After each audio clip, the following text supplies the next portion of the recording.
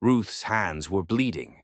She hammered the last nail, wincing as steel hit the raw, split skin of her palm.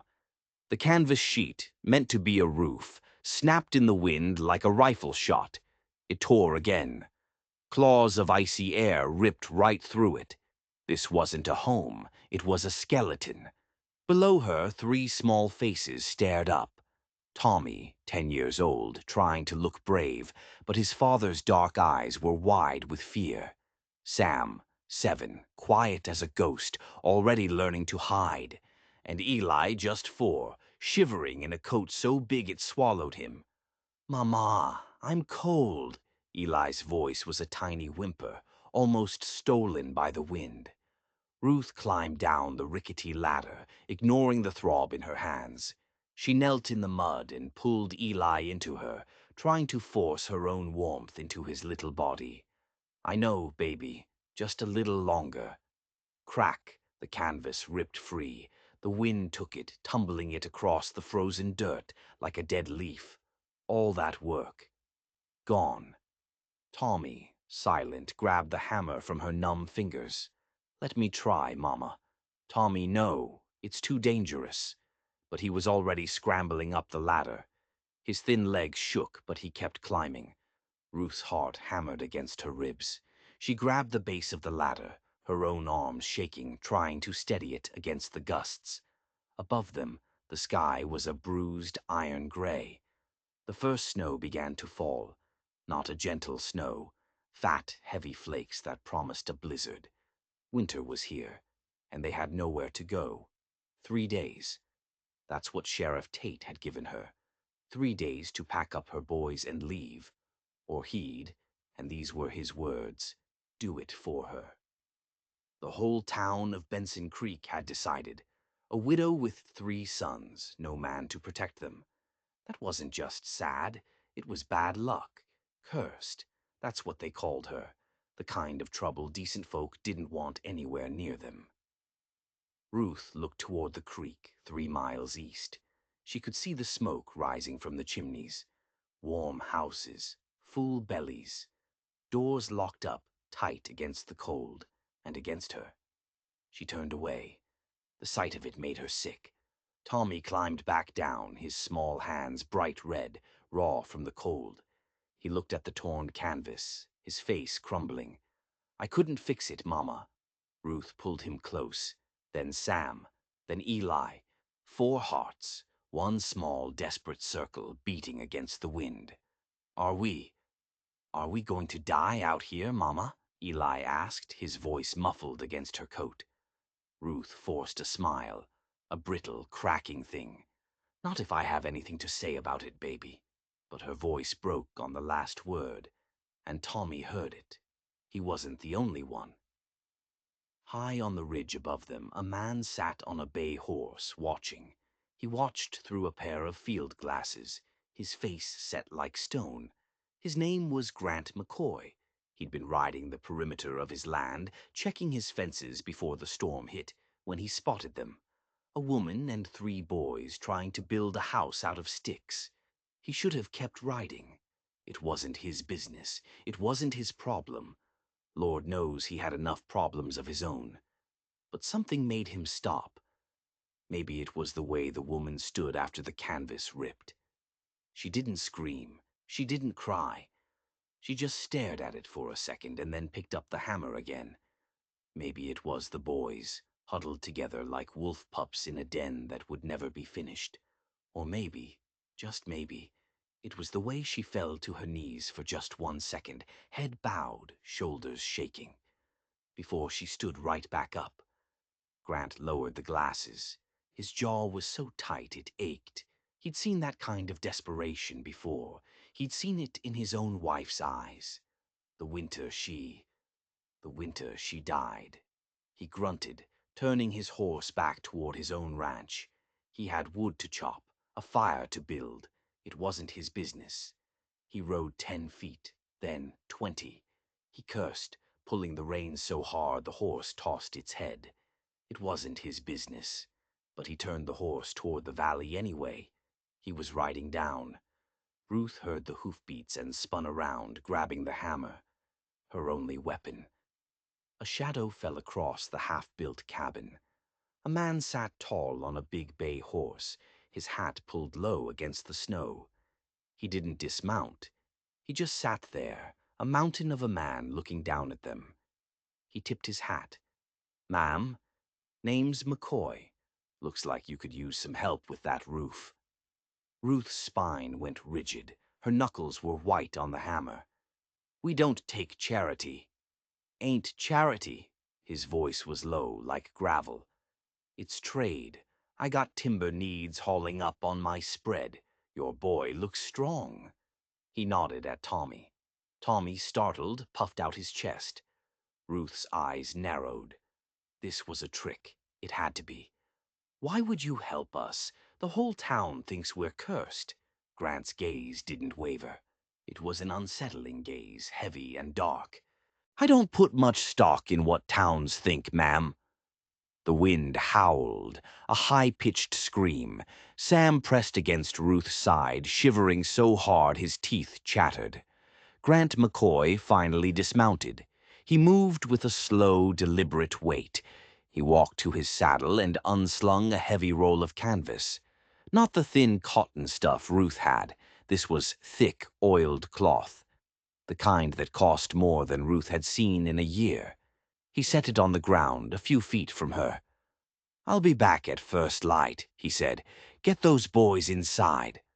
"Wait!" Ruth called out, but he was already mounting his horse. He was leaving. Just like that. "I don't even know you," she yelled after him. Grant paused. He looked back, his face half-shadowed under the brim of his hat, the snow sticking to his shoulders. "No, ma'am," he said, and his voice was softer now. "But I know what it's like to lose everything, and I know what it's like to wish someone, anyone, had stood by you when the world turned its back." He rode into the gathering dark. Ruth stared at the oilcloth. It was heavy in her hands, strong. "Mama," Tommy whispered, touching the fabric. Maybe we ain't alone after all." Ruth didn't answer. She couldn't. Inside the cabin, she lit the one candle they had left.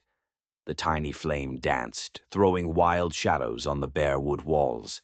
The boys huddled under every blanket they owned, their breath misting in the freezing air. "Who was that man?" Sam asked, his voice barely audible. "I don't know," Ruth said quietly. Is he really going to help us?" Ruth looked at the heavy canvas folded by the door. "I think so."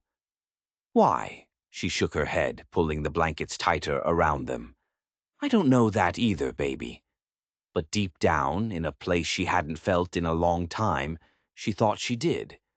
She'd seen the look in his eyes. It wasn't pity. It was something else. It was the same haunted, broken weight she carried in her own chest. Grief. Guilt. The kind that doesn't wash off no matter how hard you scrub. Outside, the wind screamed and the snow piled up. But for the first time in weeks, Ruth closed her eyes and let herself hope. It was a dangerous, terrible, beautiful thing. Ruth woke to a sound she hadn't heard in months. An axe. Not a weak, desperate chop, but a steady, powerful thud. Crack, thud, crack. She bolted upright, her heart pounding. It was still dark, but through the gaps in the cabin walls, she saw the pale, cold light of dawn. She threw on her shawl, her fingers fumbling with the knot, and pushed open the door. And she just stared. Grant McCoy stood by a pile of logs, his axe rising and falling in a perfect, steaming rhythm. His coat was off, despite the bitter cold. He'd already split a cord of wood. A cord. It was stacked neatly by the cabin door. He saw her, finish the swing, and bury the axe in the log. He nodded, his breath pluming. "Morning, ma'am." Ruth couldn't find her voice. You came back." "Said I would." Just then, Tommy burst out of the cabin, rubbing sleep from his eyes. Sam was right behind him. They both stopped dead, their eyes wide. Grant set down the axe. "You boys know how to stack wood?" Tommy nodded, fast. "Yes, sir. My paw taught me. Good, show me. For the next hour, Ruth watched from the doorway. She watched as this giant, quiet stranger worked alongside her sons. He didn't talk much. He didn't coo or coddle them. He just showed them. He showed them how to split a log clean with one stroke, how to stack it so the air could flow through and dry it, how to check for rot. Eli toddled to the doorway, his thumb in his mouth, watching. Grant noticed. He stopped, walked over, and crouched down, bringing himself to Eli's level. His knees cracked in the cold. "You ever hold a hammer, little man?" Eli shook his head, his eyes huge and trusting. Grant pulled a small hammer from his belt loop, a saddler's hammer, light and balanced. He placed the wooden handle in Eli's small red fingers. "Every man ought to know how to build something," he said, his voice soft. Eli looked up at him, and he smiled. Ruth's throat tightened so hard she thought she'd choke. By midday, the cabin was transformed. Grant hadn't just fixed the roof with the new oilcloth. He'd reinforced the beams. He was packing the gaps in the walls with a mixture of mud and dried grass, sealing them against the wind. The cabin was still cold, but the wind wasn't inside anymore. Ruth brought him water from the creek. He drank it all, his throat working. He wiped his mouth with the back of his hand. "Thank you," Ruth said quietly. It felt like too small a word. Grant just nodded. He looked at the wall he'd built. Then, after a long, heavy silence, he spoke. "Lost my wife and son," he said. His voice was flat, empty. "3 winters back. Blizzard came on fast. Took 'em while I was in town." Ruth's breath caught. He finally turned to look at her. His eyes were 1,000 miles away. "Found 'em 2 days later. Frozen." "Oh, God," Ruth whispered. "Guilt's a heavy load, ma'am. I know that weight." Ruth looked at her own boys, who were playing with scraps of wood by the new woodpile, their faces finally holding some color. "My husband," she said, her own voice thick. "He died in a hunting accident. Or, that's what they said. He fell." Grant waited. "The town," she continued. "They said I brought the bad luck. That I was the reason he died. That I'm cursed." Grant held her gaze. "Were you?" "No." The word flew out of her, sharp and wounded. "Then the town's wrong." It was such a simple sentence, but it hit Ruth like a fist to the chest. It was the first time anyone had said it, the first time anyone had just believed her. Grant stood, brushing sawdust from his hands. "I'll be back tomorrow. We'll finish these walls. Build some bunks." "Why?" Ruth asked, her voice cracking. "Why are you really doing this?" Grant looked past her at Eli, who was still clutching the little hammer like a treasure. "Because I wasn't there when my family needed me," he said, his voice raw. "I won't make that mistake again." He mounted his horse and rode away. Ruth stood in the doorway, watching him go, watching until he was just a small, dark speck against the snow. That night, in the cabin that was finally warm, she wrote in the journal she'd kept hidden. "Today, a good man chose kindness over comfort. I don't know if I deserve it, but God help me, I'm grateful." She had no idea what that gratitude would cost them all. In town, Sheriff Tate sat in his office, his boots propped up on his desk. The door opened and a man walked in without knocking. Warren Kent, the town banker. A man who owned half of Benson Creek and held the debt on the other half. "You hear about McCoy?" Kent asked, his voice smooth. "Heard. He's helping that widow, building her cabin, wasting good timber on her." Tate spat a stream of tobacco juice into a brass spittoon. It hit with a ping. "Fool's going to ruin his name, tying himself to that woman." Kent leaned against the door frame. He was a thin man, always dressed in a clean suit, even out here. "Maybe, or maybe," he said, tapping a finger on his chin. "He's got more backbone than the rest of us." Tate's boots hit the floor with a thud. His eyes narrowed. "You got something to say, Kent?" "Just that a man's got a right to help who he pleases. Not when it brings shame on the town, not when it invites trouble." Tate's hand rested on the butt of his pistol. Kent just smiled. A thin, cold smile. "Shame's a funny thing, Sheriff. Sometimes the shame ain't in helping. Sometimes it's in standing by and doing nothing." He turned and left. Tate stared at the closed door for a long, long time. Then he reached for his coat. This was getting complicated, and he hated complications. 3 weeks passed, 3 weeks of ice and snow, and 3 weeks of work. The cabin rose from the frozen ground like a stubborn, living promise. The walls were solid and square, the door hung straight. A real chimney built of river stone drew smoke clean and high. Inside, Ruth cooked a rabbit stew over the fire. It smelled like heaven. Tommy and Sam were nailing down the last of the floorboards under Grant's watchful eye. The boys had changed. The hollow look was gone. Their faces had color. They moved with purpose. They were healing. Grant hammered the last board into place. "That's good work, boys. Straight and true." Tommy grinned, a real wide grin. Sam ducked his head, shy but pleased. Ruth stirred the pot, stealing glances at Grant. He worked with a quiet, powerful precision. He never wasted a word, never wasted emotion. He was kind to her sons, patient, firm but gentle. She found herself watching him more than she should, found herself listening for the sound of his horse in the morning, found herself feeling a warmth that had nothing to do with the fire, and it terrified her. That afternoon they raised the final roof beam together. It was heavy.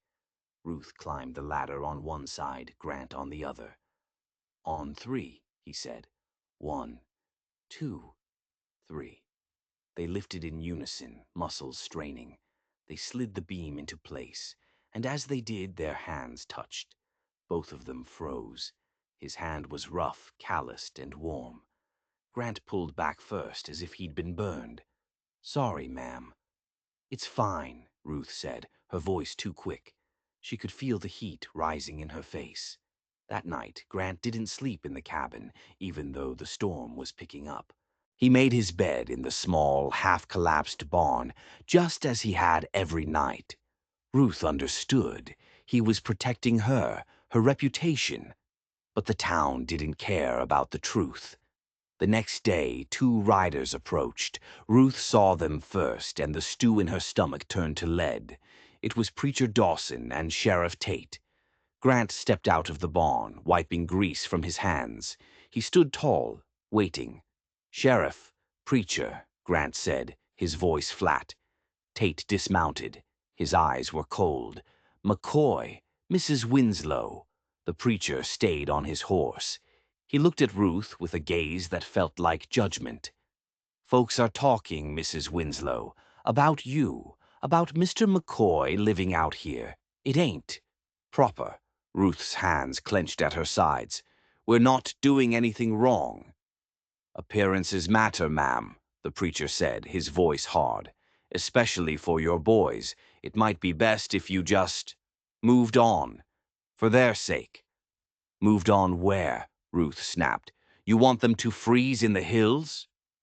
Grant stepped forward. Just one step. But it changed everything. "She's building a home for her sons, preacher. That ain't no crime." Tate's jaw tightened. He stepped up to Grant, close. "You sure you want to tie your name to hers, McCoy? You got a reputation to think of." Grant didn't answer. He didn't flinch. He just stared at the sheriff. A long, silent, heavy stare.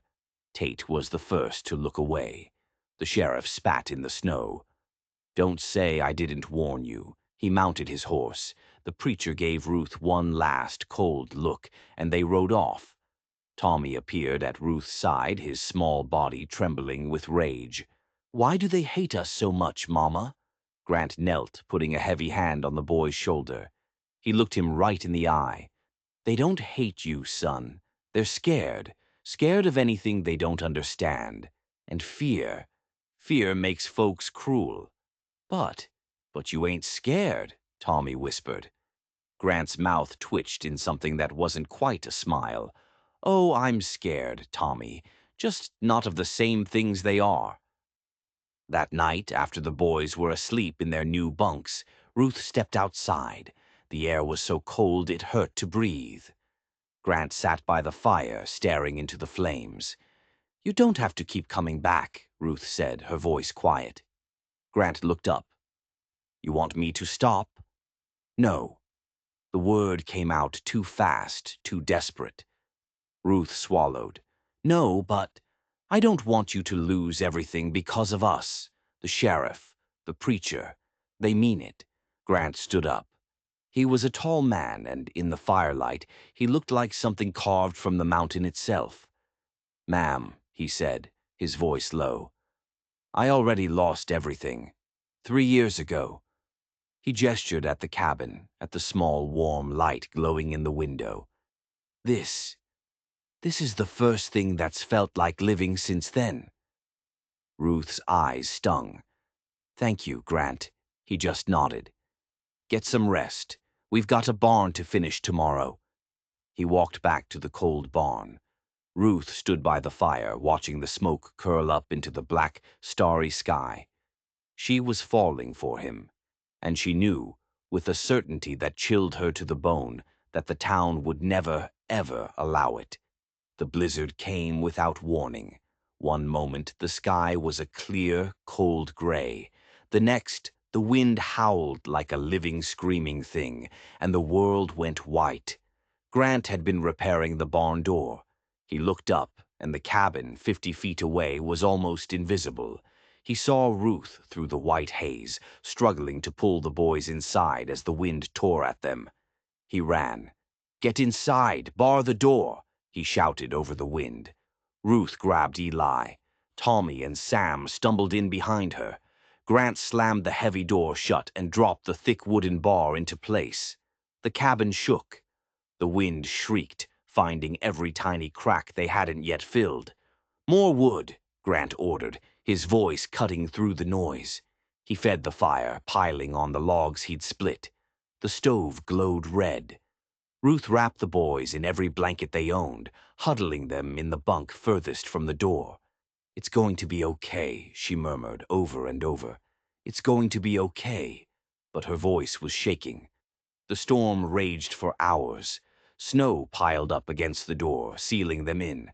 The temperature plummeted. Tommy and Sam huddled by the fire. Eli, whimpering, crawled into Ruth's lap.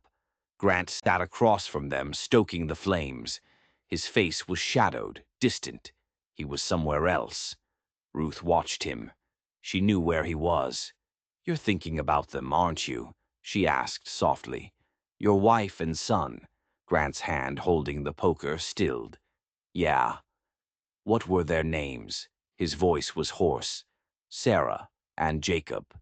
Tell me about him. About Jacob. Grant stared into the fire. He was 6. He loved horses. Stubborn. Wanted to be a rancher like his pa. A tear slid down his weathered face. Then another. I'm so sorry, Grant. It was my fault. The words were ripped out of him. I wasn't just in town. I was in the saloon, drinking. Lost a hand of cards. Got angry. Kept drinking. He stopped, swallowed. Storm came in fast. By the time I sobered up and got home, it was too late. The snow was. It was up to the windows. He was choking on the words now. I found them 2 days later, in the bedroom. Sarah had. She had wrapped Jacob in every blanket we had. She'd given him everything. Her own coat. Everything. And it still wasn't enough. She froze, watching him. His shoulders shook. I wasn't there when they needed me, he whispered, the guilt of 3 years pouring out. I've been trying to make up for it ever since. But you can't. Ruth moved from the bunk. She sat on the floor near him. You can't bring back the dead by punishing yourself, Grant. No, ma'am, he whispered, but maybe I can learn to forgive myself. The fire crackled, the wind screamed, and then Eli stirred. He crawled out of Ruth's arms. He crossed the small cabin floor. He walked right up to this broken, weeping man. And he climbed into Grant's lap. Grant froze. His entire body went rigid. Eli just curled against his broad chest, put his thumb in his mouth, and closed his eyes. He trusted him. Grant's arms came up, slow, shaking. They wrapped around the little boy. He buried his face in Eli's hair. Ruth's throat closed. "He trusts you," she whispered. "Children, they know. They know good hearts." Grant didn't speak. He just held Eli, his tears falling silent and free in the firelight. The storm raged all through the night, but inside that cabin, sealed in by the snow, something broken began to mend. When dawn came, the world was white and still. The wind was gone. Grant stood by the door, having dug it free. He was preparing to leave. "Stay," Ruth said. He turned. "Stay for breakfast. It's the least we can do." He hesitated. Then he nodded. They ate together, cornmeal mush and hot, black coffee. It wasn't much, but sitting at the small table Grant had built, it felt like a feast. Tommy whispered to Sam, "Think he's going to be our new paw?" Sam shrugged. "Maybe." Ruth heard them. Her face flushed, and she looked down at her plate. Grant caught her eye across the table. Something passed between them, unspoken, fragile. He stood, put on his hat. "I'll be back tomorrow." Ruth nodded. "We'll be here." Grant rode away through the deep snow. His back was straight. His heart was lighter than it had been in 3 years, but he was riding straight into a new kind of storm. Grant tied his horse outside the general store in Benson Creek. He needed supplies, flour, salt, and more nails. The moment he walked in, the conversation stopped. Dead. The usual morning crowd, ranchers, shopkeepers, farmers, all turned. They stared. Grant ignored them. He walked to the counter. The storekeeper, a thin, sour man named Horace, crossed his arms. "Heard you've been spending time up at the widow's place." "That's right," Grant said. "Don't want trouble, McCoy. Folks are upset." Grant laid his coins on the counter. "I need flour, salt, and 3 pounds of nails." Horace didn't move. He looked at the coins, then back at Grant. "Can't sell to you, Grant. Not if it's going to her." The silence in the store was deafening. Grant's jaw tightened. "You going to serve me, Horace? Or not?" "Not." Grant stared at him. 1 long, cold second. 2. Then he swept the coins off the counter and back into his pocket. He turned. He walked to the shelves. He grabbed a sack of flour, a bag of salt. He scooped nails into a sack. "Hey!" Horace shouted. "You can't do that. That's stealing." Grant walked to the door. "Send me a bill." He walked out. Outside, Warren Kent was waiting by his horse, as if he knew. "Grant." "Warren, you're making a mistake. A big one." Grant swung into the saddle, lashing the supplies down. "Or maybe I'm finally doing something right." Kent grabbed the horse's reins. "That woman is poison, Grant. The whole town knows it. She's cursed. You keep this up, you'll lose everything. Your good name, your credit at my bank. Everything." Grant leaned down, his face close to the banker's. His voice was low and cold. "I already lost everything, Warren. 3 years ago. This is me trying to find it again." He yanked the reins free and rode off, leaving the banker standing in the street. He had no idea what he'd just set in motion. That night, while Grant was in town, they came. Ruth heard the horses first. She looked out the window and her blood turned to ice. Torches. 8 riders, their faces hidden by bandanas. "Tommy!" Get your brothers in the bunk, now, and stay down. Ruth grabbed the old rifle her husband had left. Her hands were shaking so hard she could barely load it. Tommy didn't get in the bunk. He pulled the rifle from her hands. I'll do it, Mama. Pa showed me.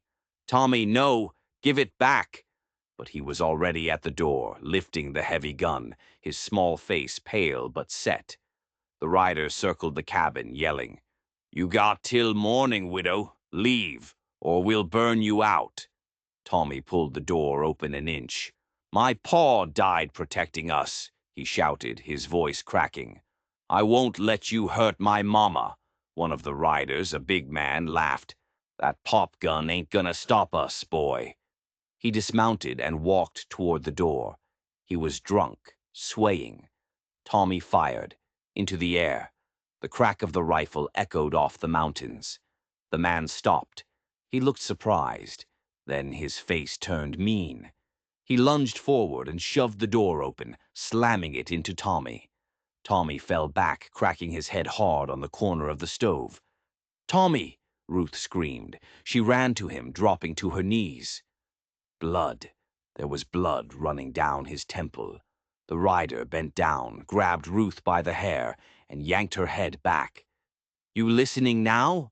Or does the next one go in the boy? Ruth didn't fight. She just held Tommy, tears streaming down her face. The man shoved her away. He remounted his horse. You got till dawn, he snarled. They rode off, laughing, their torches disappearing into the dark. Ruth held Tommy, rocking him. Sam and Eli were clinging to her, sobbing in terror. When Grant arrived an hour later, he found them like that, huddled by the fire. Tommy's face bruised and swollen. Ruth's eyes hollow, empty. Grant's blood turned to ice. What happened, Ruth? What happened? Ruth couldn't speak. Tommy, his voice shaking, told him everything. Grant's fists clenched so tight his nails bit into his palms. God, I'm sorry, I was in town. I'm sorry. Ruth looked up at him. Her eyes were dead. Are you? What? Are you sorry or are you leaving? Her voice cracked. Because that's what everyone does. They say pretty words, they make you hope. And then they leave. So just go. Go. Grant opened his mouth. He looked at the boys. He looked at Ruth's broken face. He looked at the cabin they had built together. He thought about the riders. He thought about the bank. He thought about his good name. He thought about everything he was about to lose. Maybe, he said, his voice barely a whisper. Maybe they're right. Maybe I am. Maybe I'm just making things worse for you. Ruth's face went cold. She closed her eyes. So you're leaving, just like everyone else. Grant couldn't answer. He couldn't look at her. He turned. He walked to his horse. And he rode away into the dark. Behind him, Ruth sat by the fire, holding her sons. And for the first time since her husband died, she wept, a deep, racking, hopeless sob that echoed in the empty cabin. He was gone. They were alone. Ruth swung the axe. The blade bit into the wood. Again, and again, and again. Tommy held the log steady, his face bruised, a bandage wrapped around his head. Sam fed the fire. Eli huddled in the blankets, coughing, a deep, wet cough that terrified Ruth. 1 week had passed since Grant left. 1 week of silence. The cabin was almost finished. One whole section of the wall was still open to the wind, covered only by a blanket. Without Grant, progress was impossibly slow. Ruth's hands, which had started to heal, were bleeding again. Her back screamed in protest. But she didn't stop. Tommy tried to help her with the saw, but he was just a boy. His arms shook after an hour. Mama, let me try, he'd say. No, you'll hurt yourself, she'd snap. But Mama, I said no. Tommy flinched. Ruth closed her eyes, hating herself, hating the world, hating Grant McCoy. I'm sorry, baby, she whispered, pulling him close. Mama's just tired. That night, Eli's cough worsened. It was in his chest. Ruth boiled pine needle tea, held him close, sang lullabies until her voice was a raw rasp. Tommy stood by the door, holding the rifle, watching the dark. "You think they'll come back?" Sam whispered from the bunk. "I don't know," Tommy said, trying to sound brave. "Let 'em. I'm ready." Ruth looked at her sons, tired, scared, but still standing. "We're going to be okay," she said. But she didn't believe it. Not anymore. 10 miles away, at a ranch that was clean and warm and empty, Grant McCoy sat alone in his house. He tried to work. He tried to eat. He tried to sleep. But every time he closed his eyes, he saw Tommy's bruised face. He saw Ruth's hollow, dead stare. He heard her voice. Just like everyone else. He'd run. Again. He stood and walked to the mantel. A single photograph sat there in a carved wooden frame. Sarah and Jacob, smiling at him from a sunny day, 3 years gone. Grant picked it up. He stared at it for a long, long time. "I ran once," he said aloud. His voice sounded strange in the quiet room. "I ran from the saloon. I ran from the storm. And I lost everything." He set the photograph down. He walked outside. The night was cold and crystal clear. The stars glittered like chips of ice. Grant saddled his horse.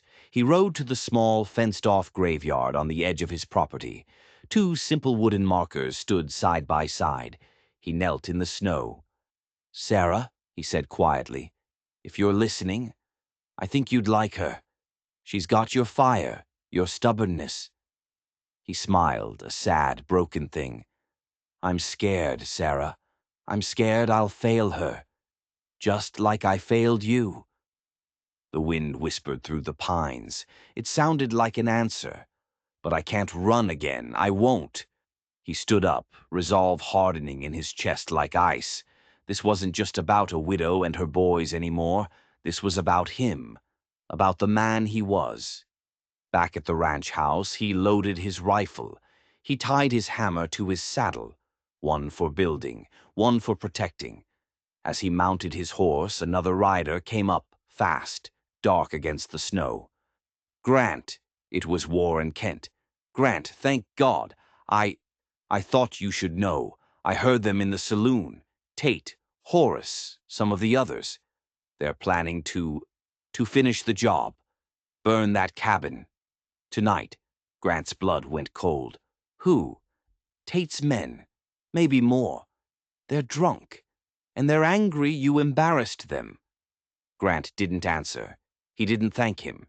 He just spurred his horse and rode hard into the night, a cold, killing rage in his heart. Behind him, Warren Kent watched him go. Then he turned his own horse toward town. Ruth heard the horses. She grabbed the rifle. "Tommy, get your brothers. Under the bunks. Do not. Come. Out. Do you hear me? But Mama. Now, Tommy." Tommy's face went white. He grabbed Sam and Eli and shoved them under the lowest bunk, crawling in after them. Ruth stepped outside. She raised the rifle. Torches. A dozen of them, maybe more. An angry, drunken mob, and Sheriff Tate was leading them. His face was grim. "Last chance, Mrs. Winslow," he shouted. "Leave peaceful, or we'll burn you out." Ruth's voice was steady, terrifyingly steady. "This is my home. You'll have to kill me to take it." Tate dismounted. "Don't be a fool, woman," he gestured. "Horace, get the oil." Horace and another man dismounted, carrying cans. But just then, Tommy burst out of the cabin, his father's rifle in his small hands. "No, my paw died protecting us. I won't let you hurt my mama." Tate raised his hand. The men stopped. He smiled, a cruel, ugly smile. "Look at that. A little man. You going to shoot us all, boy?" He took a step, and then a single rider appeared from the darkness. He rode straight between the mob and the cabin door. Grant McCoy. He had his rifle in one hand and his hammer in the other. "You want to burn this house?" Grant's voice cut through the night, cold and sharp as an axe. Then you burn me with it. Tate's jaw tightened.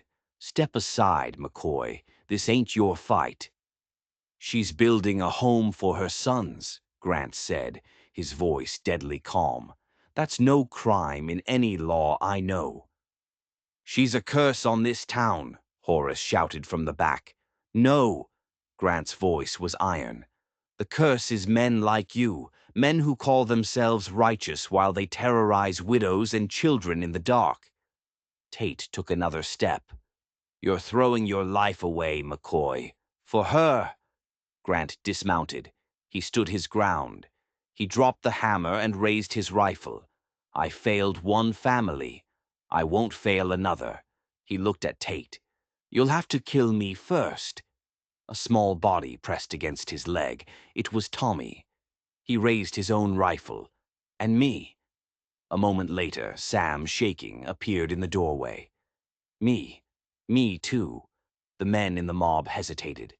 This was getting messy. Then Preacher Dawson dismounted. He walked forward slowly. He looked at the half-finished cabin. He looked at Ruth's boys, standing ready to die. He looked at Grant's face, carved in the torchlight.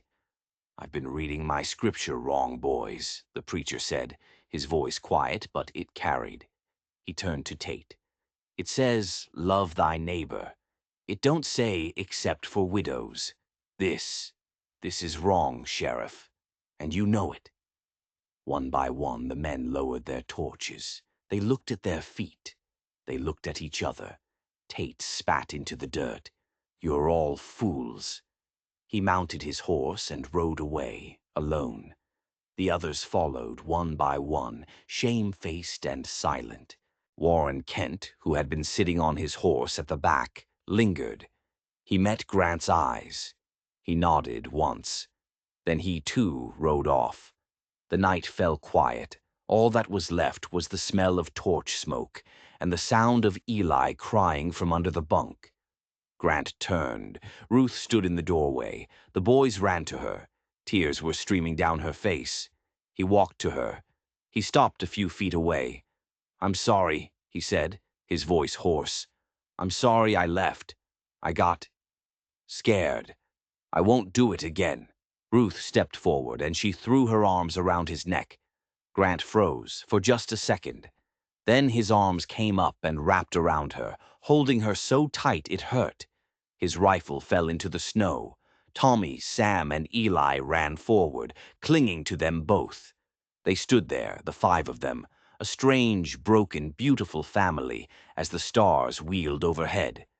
Finally, Grant pulled back. He looked at the opened, gaping hole in the cabin wall.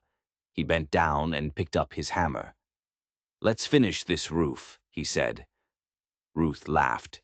Through her tears, she laughed. Spring came to the valley like a promise kept.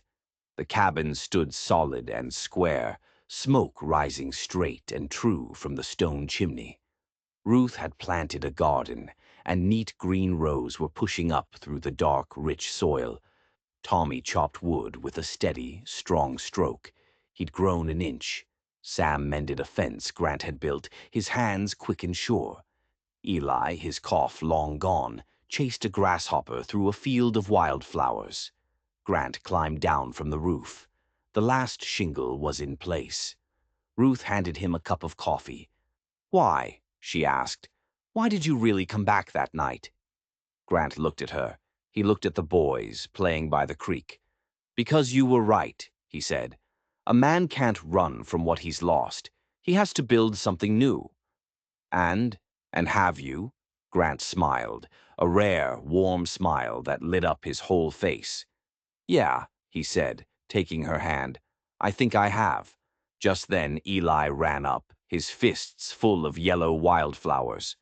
For you, Pa. Grant's throat tightened. It was the first time. He knelt. Thank you, son. Eli threw his arms around Grant's neck and squeezed. Grant closed his eyes, held him tight, and for the first time in his life, the guilt was gone. Ruth watched, her heart so full it felt like it might burst. That evening they sat together on the porch Grant had built. Ruth and Grant, side by side, watching the sunset paint the mountains pink and gold. "What comes next?" Ruth asked softly. Grant took her hand. His was rough, hers was calloused from gardening. They fit. "Whatever it is," he said, "we'll face it together." Ruth leaned her head on his shoulder. Together. Down in town, things had changed. Warren Kent, in a fit of what he called good business, tore up Ruth's old debt papers and threw them in the fire. Preacher Dawson delivered a new sermon. It was about second chances. And Sheriff Tate. Well, Sheriff Tate resigned, said the town was too decent for him. The valley bloomed, the cabin stood strong, and in the doorway a widow and a rancher stood side by side, watching three boys run toward them, laughing. Home wasn't a place you were born into. It was a place you built. With your hands, your heart, and the people who chose to stand beside you when the world turned its back. If you enjoyed this story, don't forget to like and subscribe for more tales of redemption and justice.